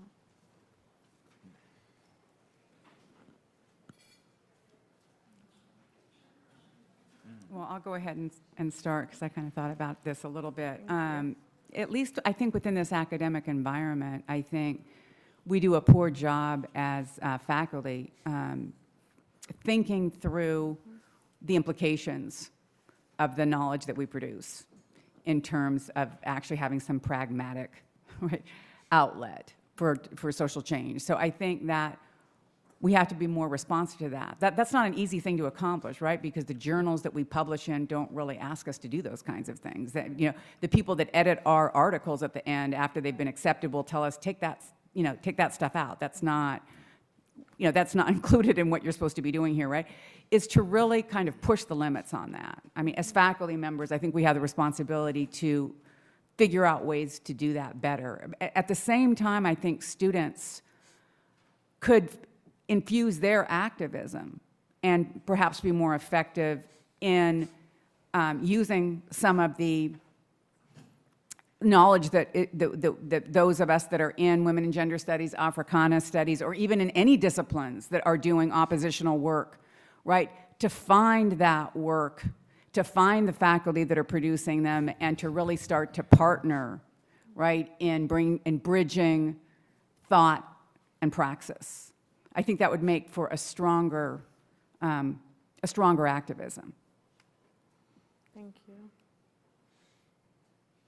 I would say remember the dramatization that we started with, and remember what happened when the folks made eye contact in that idealized version, that people who were afraid, who were uncomfortable, who sought safety in ignorance, that when they made eye contact and they recognized that they were, one, seeing what they were seeing, but also having the same visceral reaction to it, that galvanized them. So make eye contact.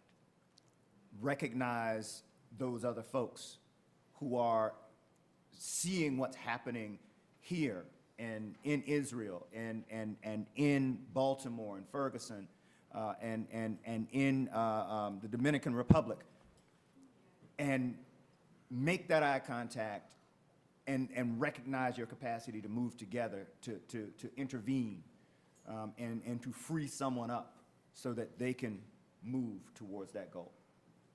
And I will just echo those and leave you with something else other than another of my thoughts, because I think I've shared more than enough. I make a habit of, almost to the point of making a promise to myself when I present, that I will, in almost every presentation, probably quote James Baldwin at least once. And I haven't done it yet here, so I got to do it, because I've done it at all the other ones, and I got a different one, though. And the reason I do this is twofold. Number one is I really think there are very few writers who, despite how long ago this particular passage was written, it was written in 1963, very few people at any point in American history who so completely nailed the reality of what whiteness does to a society, including to white people, let alone to black and brown folks, and had as clear a moral sensibility as Baldwin did. And if you haven't had a chance to read Baldwin's work, there's very little that I can recommend that's better. But I also do it because we just don't have writing like this anymore. And sometimes it's really valuable to remember what really poetic prose looks like, because we're so caught up in our 140-character tweets and our little bitty burst of energy that we put on social media that all of us, including those of us who are writers, like we take shortcuts, and sometimes you can't do that. So here's what he said near the end of The Fire Next Time, which he wrote in '63. He said, "Life is tragic simply because the earth turns and the sun inexorably rises and sets, and one day, for each of us, the sun will go down for the last time. Perhaps the whole root of our trouble, the human trouble, is that we will sacrifice all the beauty of our lives, will imprison ourselves in totems, taboos, crosses, blood sacrifices, steeples, mosques, races, armies, flags, nations, in order to deny the fact of death, which is the only fact we have. It seems to me that one ought to rejoice in the fact of death, ought to decide indeed to earn one's death by confronting with passion the conundrum of life. One is responsible to life. It is the small beacon in that terrifying darkness from which we come and to which we shall return. One must negotiate this passage as nobly as possible for the sake of those who are coming after us. Thank you all so very much. Thank you. Thank you.